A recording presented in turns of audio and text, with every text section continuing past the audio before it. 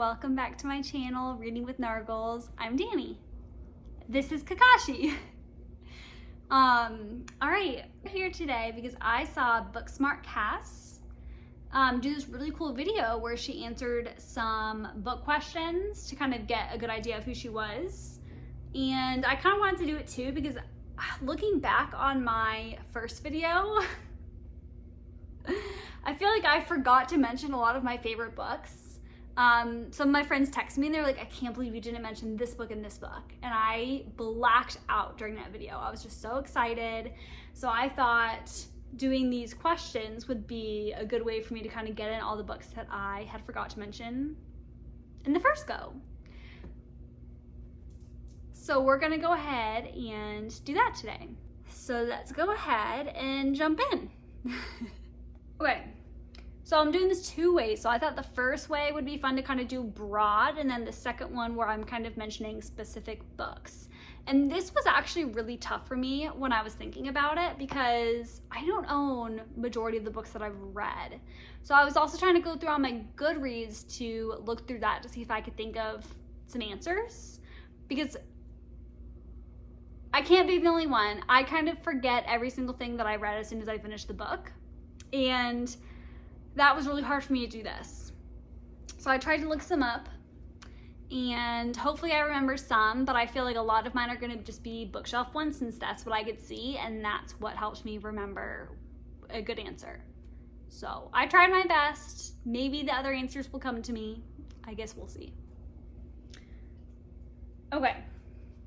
So the first question is, what is my favorite genre to read? I am still pretty narrow in mine, which is fine. I read what I love. Everyone should. Doesn't matter if it's one genre, however many there are. My go-tos for sure are romance, YA, does that count as a genre? We're counting it. Fantasy. Well, I wrote down some cheat sheets. Contemporary romance, really anything fiction. I am not a historical fiction girly though. I want to say I've tried, but it just doesn't interest me, so I just haven't. I know eventually I will because I know some of my friends, some of their favorite books are historical fictions, but they just don't appeal to me, and that's okay. Everyone has different tastes. Do I read more relatively popular books or more underrated books? I gotta be honest, I know that I read more relatively popular books. I'm a slow reader and easily hooked in by what's popular on Bookstagram. Hey buddy. And just because because I'm a slow reader, I feel like that's why I've kind of stayed in what's popular, just because I'm just trying to work my way through. I'm trying and hoping this year to branch out a little bit more into some underrated things. But again, I read what sounds good to me, and that's okay. Okay, what author have I read the most books from? Overall, I feel like my first answer I thought of was probably Sarah Dessen because I grew up reading her. Sometimes I reread hers. I don't know how many times I read her books growing up, so I feel like that was the easy answer. M.L. Collins was another one that popped in my head. My mom. You know, I read them before they came out. I helped proofread some, and they are just easy, cozy romance books. What are you eating? He stopped chewing as soon as I said that. Piece of a toy. So those are probably the authors that I've read the most books from. What audiences do I gravitate towards the most? Honestly, I feel like I'm a pretty healthy mix. I'm probably YA, adult, or new adult. Really any of those, they're probably pretty evenly mixed. I would be curious to see the results, but most relatable character. Okay, so for this one, I thought of the book Yours Truly and Better Than the Movies. Yours Truly I thought of because the main character, Brianna, is a female that works in a hospital. I am also a female. I don't work in a hospital, but I guess technically I could qualify as medical. I've always wanted to work in a hospital. I'm just not cool enough. But I thought just the fact that she was a female in the medical field kind of was relatable, but especially, why am I forgetting his name? Jacob, with the anxiety aspect. I loved that representation. As for Better Than the Movies, which surprisingly I don't have a copy of, I think that book is so relatable because I was reading it very YA, a little bit cringy, and then I was like, this was me in high school. This was me in middle school, high school. This is exactly how I acted. So, relatable. I have always loved reading. I have read since I can remember. I remember taking trips to the library with my mom or being up in my room reading a book for the whole day. That was what I did with my day. So, yes, have always loved. A book I feel like was written for you. I feel like that goes hand in hand with what character is relatable. Yes. Just because if they're relatable, I feel like clearly I resonated with it, so I feel like it was kind of written for me. First or third person? I actually have never given this any thought, and I have no answer. Am I a mood reader or a TBR reader? I am a mood reader. Till the end, I am a mood reader. And that is why it is so hard to get through my TBR. Series or standalones? I actually think I prefer series because then you get to see the characters grow more. I feel like you get more time for plots and plot twists. However, I love standalones, especially after reading a long series. Me in hopefully just a week. Do I annotate my books? I do not. I kind of wish I was an annotation girly, but I just never have been. And then when I think about it, I just don't end up doing it. I think I'm nervous to write in a book. Long or short books? I think there's a sweet spot. I like anything between 300 and 400. I think that is the perfect length for a book. What do you guys think? Favorite bookish tropes? I wrote this one down, and I only wrote down 2. But I definitely like more. There's very few I feel like that I hate. Fake dating, I love. Love, love, love. I feel like after I read a fake dating trope book, I just love the book. And then a love triangle, if it's done right. I love love triangles. I'm sorry, Twilight, The Selection. There's gotta be more that I can't think of off the top of my head, but those are the 2 that I can think of. A favorite book to TV show or film adaptation. Heartstopper and The Summer I Turned Pretty. I can't even say enough good things about them. Do I DNF? I have very rarely DNF'd, and I need to be better about it because I just kind of suffer through books that I'm not enjoying. Ebooks, audiobooks, or physical books? I prefer physical books, and not only that, I prefer paperback books. I have a huge love for my Kindle though. It is so convenient, especially lately, especially with big books. But I always miss holding a physical book and kind of being able to see how far I've already read. I can only do audiobooks if it's something I've already read or it's not a book that I really care about. Okay, so we're on to our second portion, which is specific book recommendations for some different topics. Different categories? So one is a book I tell people is my favorite. And I couldn't think of one answer. And I asked my husband what he thought my answer was, and he said Harry Potter without much pause at all, which probably is true. I mean, Harry Potter definitely is one of my favorites, the series in general. Some other honorable mentions, because I don't know if I could pick one favorite. But also Fourth Wing and Once Upon a Broken Heart.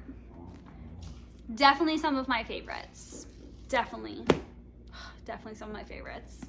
I can't even get started. A book that is my guilty pleasure, The Selection. The Selection series in general is definitely my guilty pleasure. It's, oh!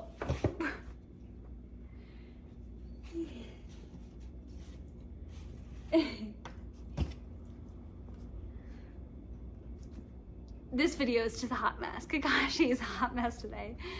Definitely a guilty pleasure. Very YA. I actually didn't even read this when I was a teen. I actually read this for the first time just a couple years ago, but it has my heart. I either reread or I will audiobook this because I know everything that happens on an annual basis. I love this series so much, and it is my guilty pleasure for sure. A book that everyone loved that I didn't, I have two. This was not hard for me to decide. Book Lovers and November 9. Book Lovers is Emily Henry, and November 9 is Colleen Hoover. I did not like either of these books. I think Book Lovers, I didn't love the setting, and honestly, I didn't find the plot that exciting. I remember being pretty bored, and I do not read popular books first. I'm always usually the middle to last person who reads it. So there was a lot of hype for this book for me, and it did not live up. And then November 9, I mean, same thing, I read it about a year ago, and I had so many problems with it. I found it so troublesome.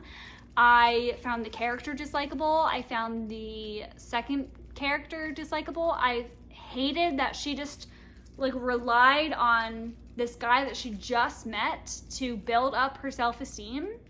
And if it's the plot that you liked, like the fact that this is not a spoiler, I'm pretty sure this is in the first chapter, maybe even the first page, that she has scars.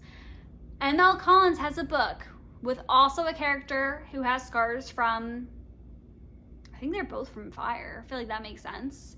She did it 20,000 times better. I know I'm a little bit partial. I know it's my mom. You read both books and you tell me. You tell me. I just did not like November 9. Just can't find one thing about it. The plot twist in it, nope, wasn't for me. That's okay. A book that I read the fastest. Again, I already mentioned this book. I'm surprised I don't have a copy. Better Than the Movies by Lynn Painter. Kind of actually all of Lynn Painter's I feel like I read really quickly. I feel like they're unputdownable for me. I have loved every single book of hers that I've read. I have not read them all yet, but I remember Better Than the Movies. I think I started it New Year's Eve, maybe finished it New Year's Day. It was so good, I just couldn't put it down. It was just a very quick, easy read. I loved it. A book that deserves more hype. Once Upon a Broken Heart. Maybe this has more hype and I'm just not seeing it. I feel like for my love and how I feel about this book, I don't see it on social media as much as I want to. Like compared to Sarah J. Maas books and ACOTAR, Throne of Glass, like all those things, I feel like this is up there. It's top tier, and I feel like it deserves more hype. And again, maybe I'm just not seeing it. Maybe you're listening to this and you're like, Danny, that book is very hyped. What are you talking about? I don't know. It just deserves more, okay? It just does. On to the next one. A book that's becoming a movie or TV show. They Both Die at the End. I remember loving this book. Obviously, I read this hoping they wouldn't both die at the end.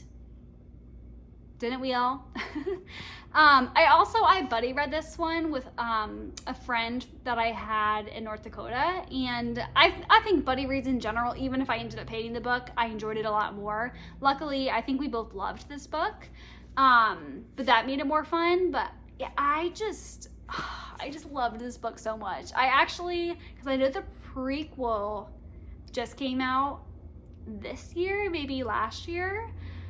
Really don't remember. I actually haven't read it yet, but I want to. I really, really do, and I'm excited. I cannot wait to watch. I'm pretty sure it's going to be a movie, and I cannot wait to watch it.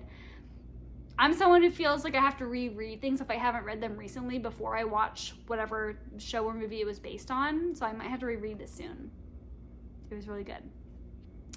A book from a genre that I don't typically read. I don't have this one on hand because I lent it to a friend, but Hidden Pictures.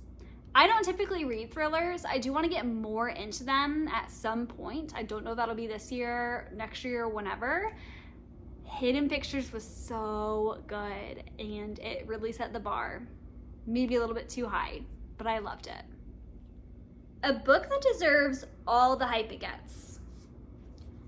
Six of Crows deserves all the hype. I did this book dirty because I read this book when I was waiting to read a different book, so I didn't get to thoroughly enjoy this book because I was just wanting to read the next book I already had planned to read. But thinking back on this book, it was so well thought out. The main character, Kaz, was so well built, so well written, so much so that one of my D&D characters is based off of Kaz. Yes, you heard that right. One of my Dungeons and Dragons characters is based off of Kaz. He's named Kaz. This series was so... I'll have to reread this when I'm strictly thinking about this because I did this book so dirty. This book was so good. It deserves everything. Oh, and then my honorable mention that I didn't want to pull down, the Throne of Glass series, which I'm still making my way through, deserves all the hype. I know I'm like complaining, it's taking me so long to get through this series, but then the more I get into each book, and one of my friends is reading the series right now and she's texting me some updates, and me knowing what I know, I'm just thinking, wow, like this book is so well thought out. You know, like I always feel like I just go into rants on how Harry Potter was written and just like all of the little things that somehow come together. Throne of Glass is like that. And didn't she start this series when she was like 18? Unreal. Unreal deserves everything. On to the next one. A book I usually recommend when asked. Again, this really varies on who's asking and for what genre they're asking for. I've had a couple friends recently who do not read fantasy or are just getting into it, have asked me for more recommendations. Fourth Wing is definitely one of the first ones, depending on the person and what they already like. Or you're not going to be surprised, Once Upon a Broken Heart. I think this is a perfect book to recommend to people if they're not a huge fantasy reader, because it is so light fantasy and it's so whimsical, and I feel like it's so easy to read that it's not scary or anything. When you're compared to jumping into a Sarah J. Maas series, where especially in my opinion is that the beginning takes so long for you to get into it that it almost turns some people off. This does not. I feel like this is so magical and just fun from the get-go. For non-fantasy people, if they're trying to ask for a romance recommendation, I think Taylor Jenkins Reid is probably one of my go-tos. Specifically, surprisingly, not Daisy Jones or Seven Husbands like most people recommend. I actually love After I Do and One True Loves. Maybe in Another Life actually is one of my top 3 for her too. These I think were maybe the first 2 I've read of hers. I did not start with Daisy Jones. I did not start with Seven Husbands. I cannot say enough good things about these books. This one just has a crazy plot line. I have not seen the movie. I've not heard good things, sadly. I'm still gonna watch it one day, but I have such a love for this book.